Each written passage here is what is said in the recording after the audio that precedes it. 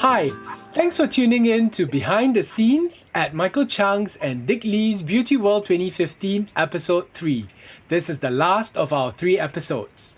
My name is Jeffrey, the host, and welcome. Today I've got two guests with me. They are the art director, Chun and Khim, the trailer director. Hi guys. Hi. Hi.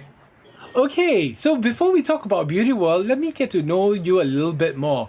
Chun, it says you're the art director. You know, usually in theatre productions, we rarely see this term. Can you tell us a little bit more? You know, what do you do as an art director? So I guess it can be confusing because I guess if you see the word art director, you might assume that I'm involved in the actual musical. But actually, I'm not involved in the actual musical. My role is to do the promotional visuals and to come up with the concept of the poster and all the accompanying collaterals. Like, for instance, advertising for buses or taxis or even online stuff. So, what did you study when you were in school for you to become an art director? I went to a university to study fine arts. Yeah, and then I specialized in typography, which is quite unusual. And then I came to Singapore. I worked in corporate design for a while, found it very boring, went into editorial design, which is magazine design. Ended up doing a lot of fashion. And here I am doing posters for musicals.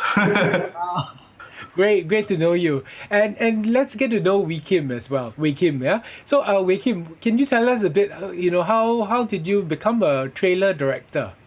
Well, I don't think there's really a trailer director sort of career unless you work in Hollywood, where some people are paid a lot of money to make movie trailers. But basically, if you work in the media industry for a long time and you know how to produce and direct and edit, then eventually a project like that would probably come along. So Wei Chun, how did you guys get involved with Beauty World 2015? Uh, well, I guess just to clarify, in case it's not obvious, Wei Kim is my brother. So might not be very obvious. Let me see. I've worked with Michael Chiang, the playwright, for quite a fair bit. So this was just another series of, another musical that I was involved in. So previous to that, I think the first play I did with him was High Class. And then I think it was Beauty World. Yeah. Then subsequently we did Army Days 2, Private Parts. Yeah, and a whole bunch of other projects together. So Michael has been my lead into this kind of work, I guess, because he has a lot of those projects going on, and then also Dick as well. So through this project, I guess that's how I got to know Dick Lee as well. Yeah, and then when we were quite ambitious with this project, and I think when we wanted to do a trailer, of course, my brother came to mind because he's in TV. So, and I've done a few such projects with him as well. So we roped him in. I see. And can you talk a little bit about the how did you go about for the art direction of this particular show? Because the whole publicity that looks very film-like. Well, the good thing about Michael is I think because Michael comes also from an editorial background. So I think when we both talk, we share the same language, right? So, and he's very aware of publicity. So unlike other plays or maybe musicals, people like me who are doing the posters tend to come in at a very late stage. So often you're just given like a couple of pictures and then you have to make it work, right? I think Michael, when he has the opportunity, tries to be a bit more well prepared. So we started conceptualizing this quite a few months before the whole production started, because then I think we were working on, if I'm not mistaken, High Class. So when we were doing the program book for High Class, he wanted a teaser for Beauty World because he knew that the next year Beauty World was coming up.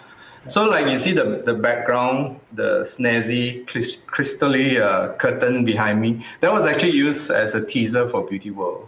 Oh. But at that stage, we weren't sure what the whole vibe was going to be yet. But he kind of like forced me to decide on on things, lah, right? So that was like a image that we used. So that was the kind of like the beginning of the visual process. And then coming into the actual thing when the production started, I mean, it's very obvious that I wanted Beauty World to be very filmic and cinematic because it's the kind of show that lends itself for that kind of thing. Whereas, for instance, if you compare it to, like, say, Private Parts or even High Class, they feel less cinematic. So the approach was different. So anyway, I always wanted to do a very cinematic poster inspired by those old Hong Kong 50s, 60s movie posters that are illustrated, and also those old Star Wars and Blade Runner type hand-drawn posters. So that was actually some of the original inspiration. And did you hand drawn the images? No, I did not. I have a whole bunch of pictures to show you if we want to get into that, to show you the process. Yeah. Okay. So this is actually in my neighborhood. This beauty salon actually still exists, believe it or not. Have you gone for a haircut in there before? Yeah, it's still there, just off the main road, East Coast Road. But I wanted to show this because so when we were doing the teaser, we had to come up with, like, I guess what you would call a logo for Beauty World, just to start off the whole process. And so because I knew the show is set in the late 50s, early 60s, to me, I immediately thought of this as a reference. So this kind of like slightly hand-drawn, kind of like funky, retro typeface. Yep. So that's kind of like the starting point. And, the kind of places that our mothers used to go to perm their hair, that whole vibe. Lah. So then if you look at the logo, you can see where the inspiration comes from. Lah. Yeah. Then the next thing I'm jumping into is, then we did the trailer first with Khim, actually. So I think Khim will talk a bit more about that later, but I'm just going to go into some of the behind-the-scene pictures. So we got together some of the cast, like Jeanette and some of the other characters, and then we started filming. So when they were doing the trailer, we were also taking some stills as well. Oh, that's a homemade curtain without... Yeah. Where did it come from? I think, is it from Little India? I'm not sure. Yeah, either you sourced it or Lily sourced it. But this curtain is inspired by the teaser picture, right? So the teaser picture came first, then we thought, okay, we wanted a curtain like that. And I think it made it all the way to the actual show. Yeah. Wow. So these are some of the behind-the-scenes shots. And so what we ended up... Sorry? And the furniture, where do you get the furniture? I'm not sure. Khim, where did we get the furniture? We borrowed it from LaSalle. Okay. Helps to have connection. Yeah, that's right. Yeah, so this is all set up in the studio. Okay. It's very retro stuff. Yeah, so we had a lot of fun doing this, and of course, because I come from a fashion background, I was also quite specific as to how I wanted the makeup done, and I showed references of hair, all this kind of thing. It's a whole bunch of pictures. So this is a picture that I created a few years before that, so I used it as a reference. Yeah, so then this is a great picture of Jeanette. This was during the video shoot. And then after her, because the video shoot only involved her and Cheryl. Yep. Yeah, and a couple Ivy. As the main character. It didn't involve some of the other characters. So basically what we did was we had to do another separate photo shoot for people like Ahok, the characters like Ahok and the rest.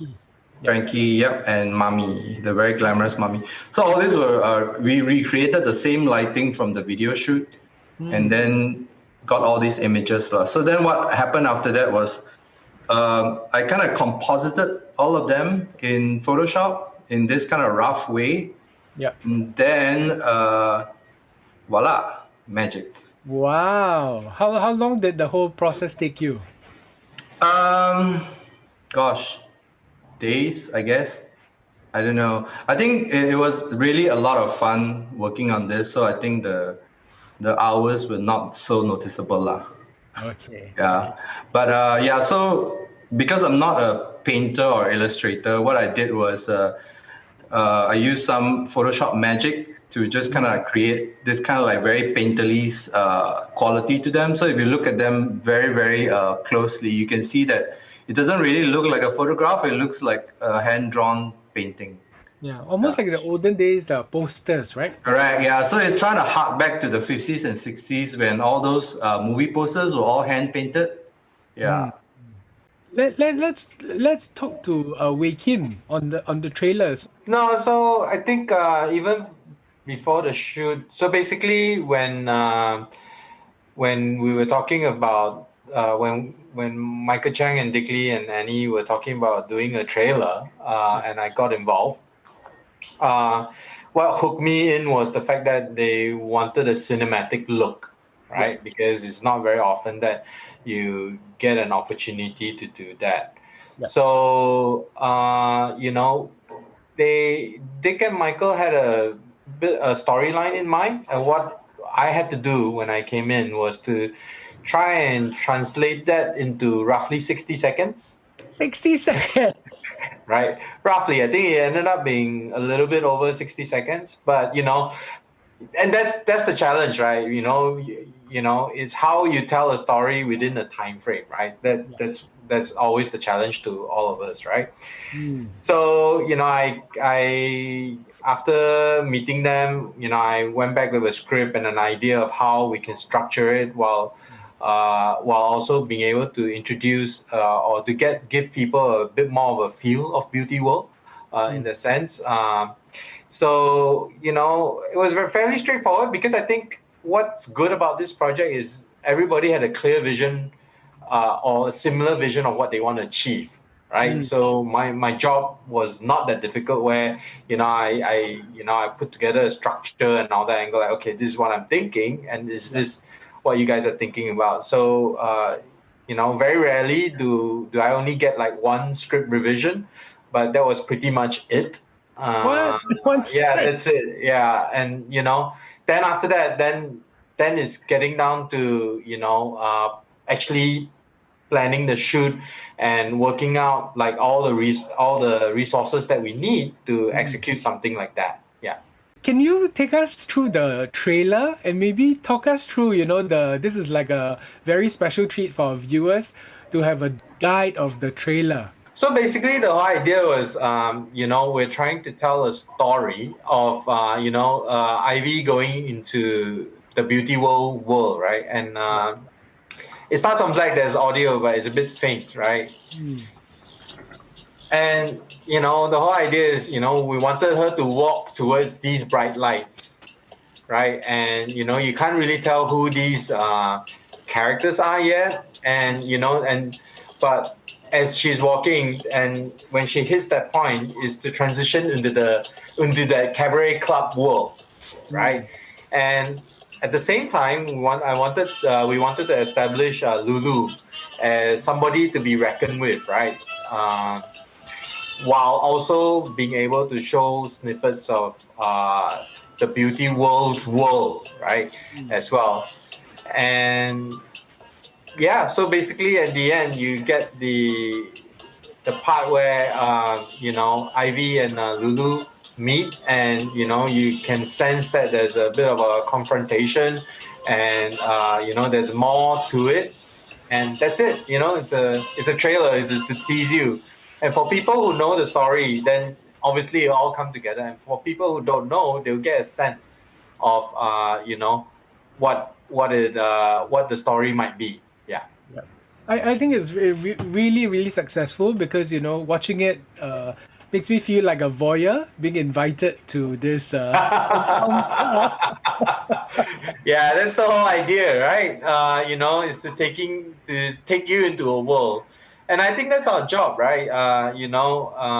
When you do a trailer or, even on theater or on the screen, people are paying money to experience a different world. Right. Yeah, and so you're bringing them into that. Thank you, Wei Kim, for sharing us this trailer video and talking us through the whole thinking process. Were there any challenges in filming the entire trailer? Yeah, so obviously, after we had the concept and the script, to maximize resources, I reached out to LaSalle. I've been doing projects with them on and off to check with them whether this would be a good project for their students to be involved with. Wow. And luckily they said yes. They were very excited. Obviously, having Michael Chang and Dick Lee's names help, because these are two of the biggest names, right? And so they were very excited, and three of the students volunteered to help us out as well. So, and LaSalle has a studio in their school, which was perfect for what we needed as well. So, we did the shoot in one day in their studio, and that helped a lot in terms of logistics and planning and everything as well. And obviously, during the shoot, because we were on a very tight schedule, there's always some challenges as well. So, and because I worked with Brad many years, I'll share some example. Because when you're doing a shoot, right, if you're not efficient and if you don't have trust, right, it's very difficult. So if you see this shot here, originally as she's walking in, it looked fine. But during the shoot, actually, because we don't have all the time in the world to rig, right? Yeah. The camera was wobbling a lot. If you see that, right, on the left side. Yeah. And so, these are some of the things that you kind of have to have the trust, and be very confident in your skills, to go like, okay, don't worry about that. I can stabilize that using software and all that, because you can spend 2 more hours trying to do that. But, we're on the clock, and, people like Jeanette, she needs to leave in, like, let's say 2 hours. So we need to shoot other things, right? So, those are some of the challenges then. But, again, having a very trusted crew help. And the other thing is also, that it's a very fun project, right? I mean, when you look at it, when we shot it, and also when you color grade it, right, you can have so much fun with it, because the colors are just really, really quite amazing as well, right? We typically shoot quite flat so that we have more latitude. It's a bit technical, but so that we have more control when we go into post-production. But I was really pleased with the results, and the amount of lighting that we had on that day, with a minimal crew, right? With so many lights blasting all around, and we have to keep moving them as well from scene to scene. That was amazing. And luckily for us, also LaSalle has a smoke machine, so that created like all these amazing effect for the lighting as well. So yeah, it was really fun, and you can see that we maximized the size of the studio. You can see the layers, and it really feels like Jeanette is on the stage, and with like stage lights on her. That was the illusion we're going for, So we just kind of made everything feel a lot bigger and more than what it is. Personally, I really like this shot of Jeanette, because I just think she looks amazing here, and the lighting on her was like perfect as well. Yeah, so it was really fun, and you were talking about the curtain just now. The curtain helped a lot in. You saw Wei Jun's picture there. It's actually just like. In fact, I was quite worried because I expected more, but they could only find one.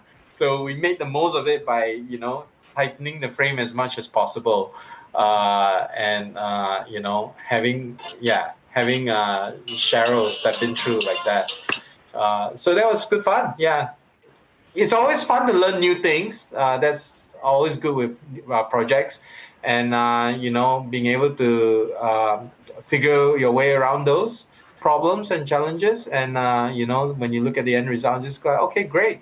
you know. So for the trailer, how many days did it take you to film? Because it looked like you had many locations. Just one day. What? One day. Yeah. so And so that was the challenge as well. Like every project, there's always a budget, and there's also a limitation in terms of time and people's accessibility. Jeanette is a very popular actress as well, so it's not like you can have her over 2 days to shoot a trailer or whatever, right? So I think we only had Jeanette for half a day, I think, for like what? 4 hours or something, or 5 hours. So, so there was a lot of planning, of course, and we have to work around that. But yeah, it was all shot in one day. I think the planning took about maybe 3 to 4 weeks before, Yeah. something like that. Yeah. It sounds like very, very precise planning, right? To be very so clear about what you need shot, what needs to be prepared. And I'm sure you don't have a lot of space as well. Yeah, so like every production, I think all of us wish that we have a better budget, more people, more time, and like you say, more space, right? But I guess if you want to be, how do you say, if you want to be a good contributor to a project, right, is knowing how to work with certain limitations and maximizing it, right? Mm. So I always like to take that attitude when I go into a project. Is like, okay, how can I bring maximum value Mm. to a project, right, and make it more, right? Because the creative process should be an additive process as Mm. well, right? And so everybody who comes in add something to it, right? So yeah, so that was the thinking when we went into it. Yeah. And what did you feel when you saw the show on stage? Oh, it's great because from it's almost like everything was planned perfectly, because when you see the visuals on stage, right, even the lighting scheme and all that, right, Yes. uh, was similar. It almost felt like I shot the trailer on the stage, playing the stage lighting as Yeah. well.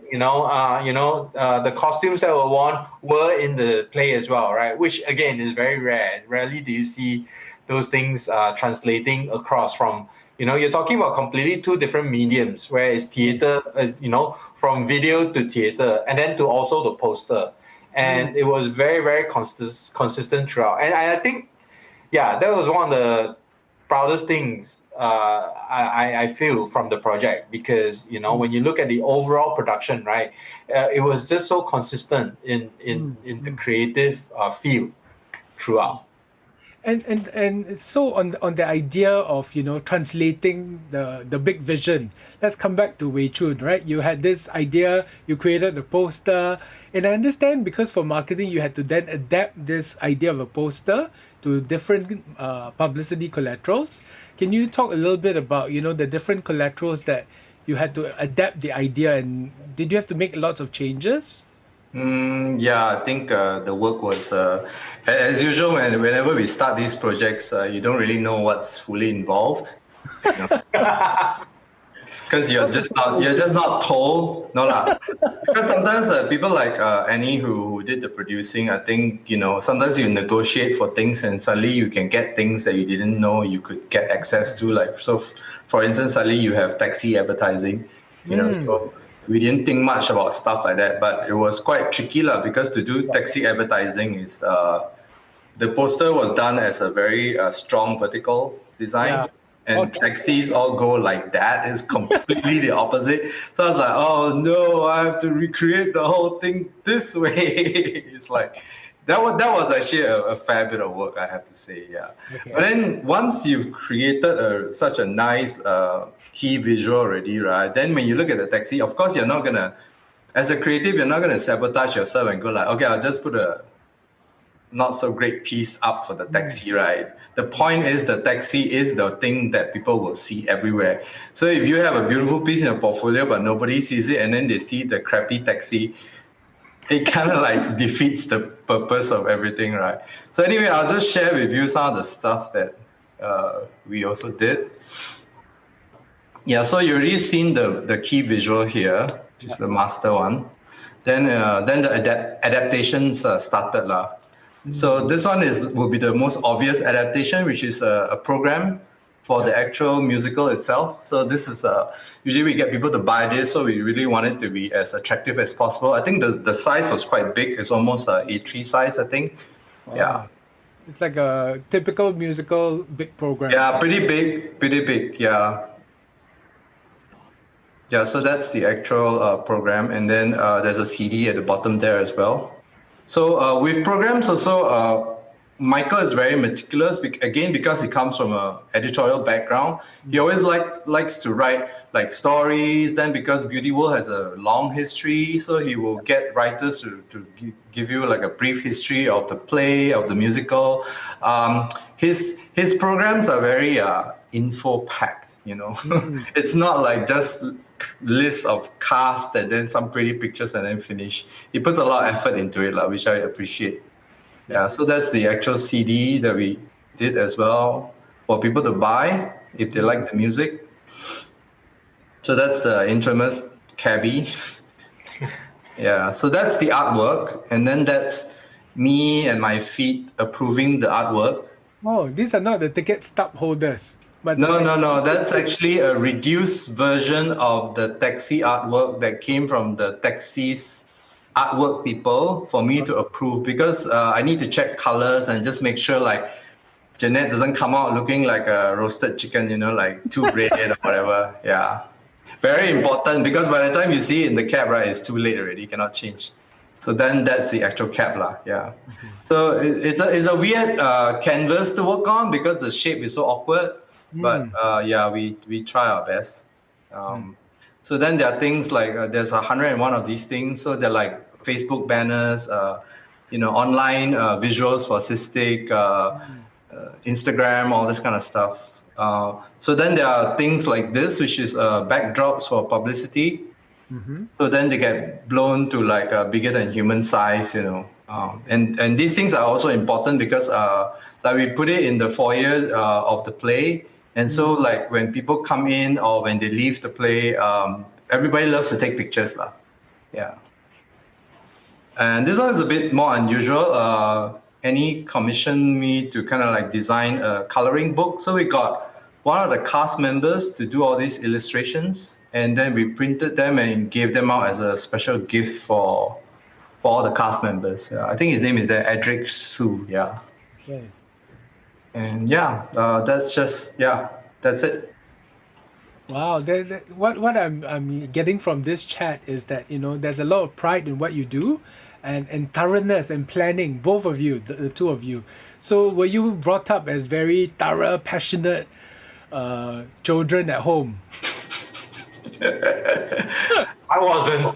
I don't think so. But I think the temperament is genetic. Yeah. Okay. But I can tell you one thing that did influence me as I started my career, because Wei Chun obviously stepped out into the workforce earlier than me, right? Yeah. I always remember because he was very meticulous, right? Yeah.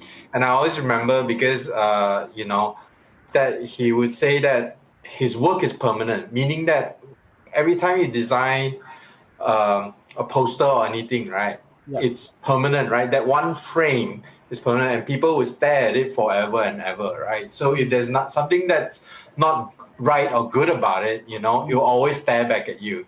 So it's always that line that always sticks in my head when I'm doing something, right? Because video, sometimes you can cheat, because it's moving so fast, right? But there are times when, I just ask myself, oh no, what if somebody accidentally paused on that frame and then see that thing that I did not do well, right? So yeah.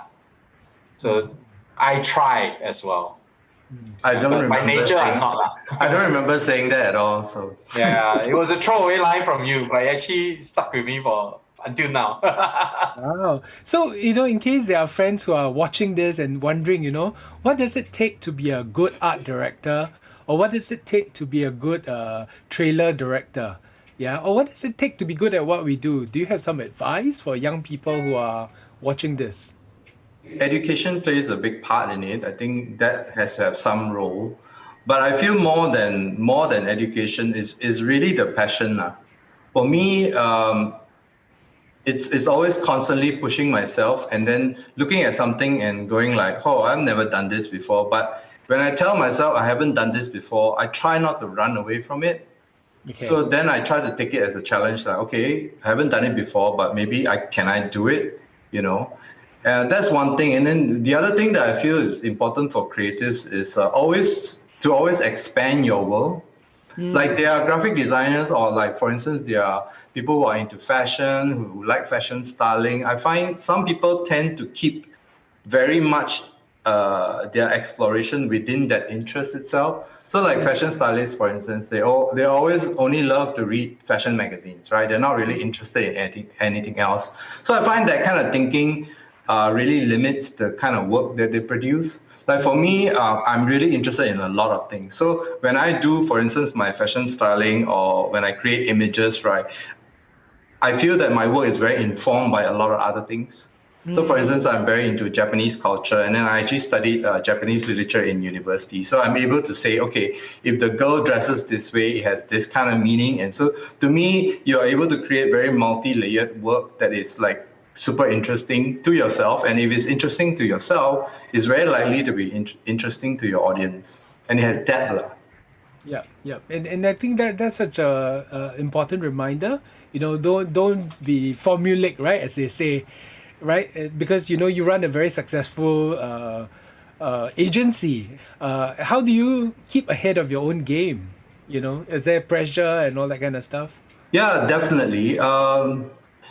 I think it's only been in the last 1 or 2 years because I kind of have a dual role now. I run Clan House, but I'm also the creative director of another agency, Okay. a social media kind of marketing agency. Yeah. And over there, I'm surrounded with Clan House. Pretty much, Clan House is just me, myself, and I. I run it alone.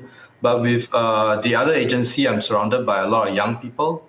And yeah, I find like just interacting with them keeps me fresh, you know, like the completely different way of thinking. But it's also learning to I guess self-reflection, because I think when you're much more experienced and then you're talking to much younger people, yes, you've done a lot more work than they have, and maybe your work is a lot more polished. So sometimes when they say things, you have to kind of like listen carefully. I find sometimes because you know you can be quite dismissive because you're like, oh, I've done this before, and it's like I'm not gonna listen to this person. But sometimes what they say denotes like a change in the air. You know, I think that's how people make themselves extinct because you kind of dismiss everything as they don't know what they're doing. I've done this before. You know, I find if you do too much of that, you exclude yourself from current conversation because you put yourself on the pedestal, right? It's like, oh, I've had like 15 more, 20 more years experience compared to you. So, you know, why should I listen to this, 17, 18, 19-year-old like? But I think if you do that constantly, you will find yourself completely out of the loop, you know. Yeah. Thanks for that reminder. You know, that how do we be confident with what we're doing and still open to different Yeah. perspectives? Wei Kim, what's your approach? You know, to being a good trailer director. Well, I guess if it's specifically being a trailer director, basically you're helping somebody else to translate their vision to video, right?